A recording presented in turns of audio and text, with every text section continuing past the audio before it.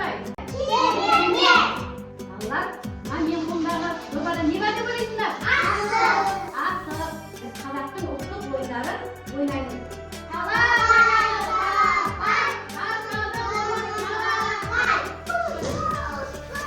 Жаңағы жинаған асықтарымызды енді сыныптың бойына қатармен қойып жүрші кәні байнадар.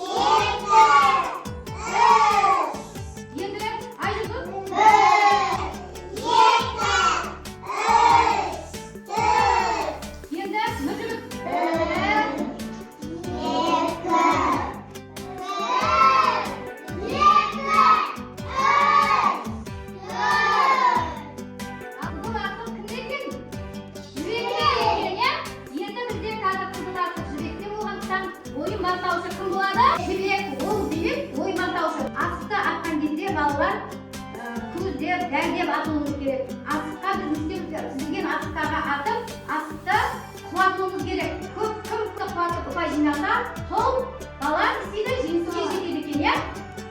Кәні орнымыздан тұрып, асықты бүйтіп көздеп атамыз. Үшеу алдың асықты, Үшеу алды.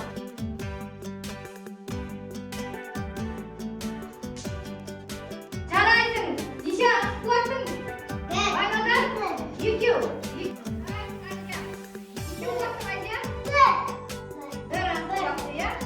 Атау. Тиді тиді мына. Соңғы асыққа тиді. Бір асық. Жарайсың.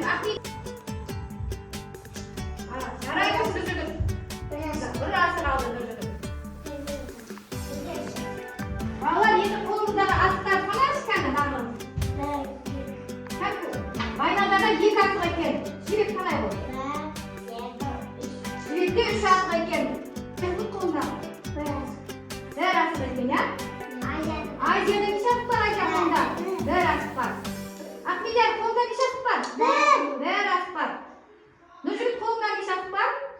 Бүгінгі хан талапай ойынында асықты көп жинаған жібек болды.